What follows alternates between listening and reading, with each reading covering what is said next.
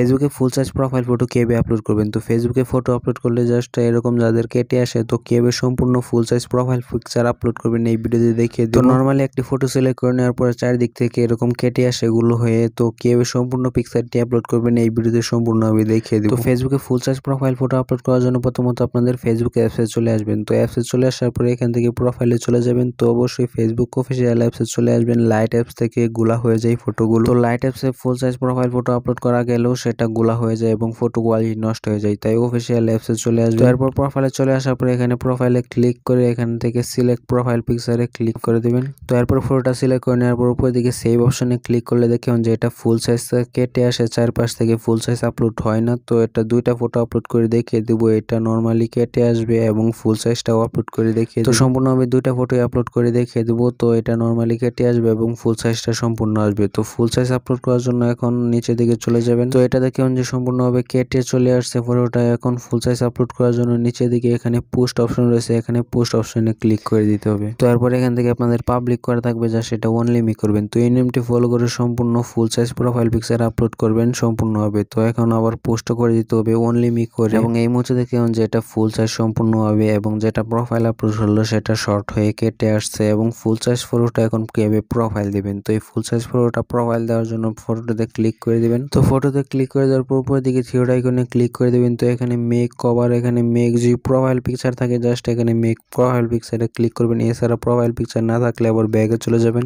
তো এখানে ওই অপশনটি খুঁজে না পেলে এখানে প্রোফাইল অপশনে চলে আসবেন এবং এখানে ক্লিক করে দেবেন। এরপর এখানে ক্লিক করবেন সিলেক্ট প্রোফাইল পিকচার, এখানে ক্লিক করবেন। এরপর এখানে আপলোড অপশনে ক্লিক করে দেবেন এবং ওই আপলোড করা ফটোটা এখানে দেখতে পাবেন। এখন উপরের দিকে সেভ অপশনে ক্লিক করলে এই সম্পূর্ণ পিকচারটা আপলোড হয়ে যাবে, ফুল সাইজ পিকচারটা। তো এখন দেখবেন যে প্রোফাইল পিকচারটা আপলোড হয়ে গেছে। তো এখন এটা যে ভিউ করেন জাস্ট সি প্রোফাইল পিকচারে ক্লিক করলে দেখবেন যে এটা সম্পূর্ণ ফুল সাইজ আপলোড হয়ে গেছে। এবং এখান থেকে চাইলে এই অনলি মি পিকচারটা আপনারা ফুল সাইজ কভার পিকচার হিসেবে ব্যবহার করতে পারেন। এখানে মেক কভার পিকচার হিসেবে ক্লিক করলে এখানে সম্পূর্ণ পিকচারটা কভার হিসেবে আপলোড হবে, জাস্ট সেভ অপশনে ক্লিক করলে। তো প্রোফাইল কভার হিসেবে আপলোড করে দেওয়ার পরে এই অনলি মি ফটোটা এখন ডিলিট করে দিলেও কোনো সমস্যা নেই। তো এখনো এটা থ্রি ডট আইকনে ক্লিক করে ডিলিট করে দেবেন এবং দেখতে পারেন যে আপনাদের প্রোফাইল এবং কভার ফটোটি ফুল সাইজ আপলোড হয়ে গেছে। এখন নিচে দিকে দেখুন যে এটা দেখুন যে ফুল সাইজ সম্পূর্ণ পিকচারটা আপলোড হয়ে গেছে। তো যারা ভিডিও দেখছেন তারা অবশ্যই ভিডিও লাইক করে ভিডিও পেতে চ্যানেলটি সাবস্ক্রাইব করে রাখুন। সকলকে ধন্যবাদ সম্পূর্ণ ভিডিও দেখার জন্য।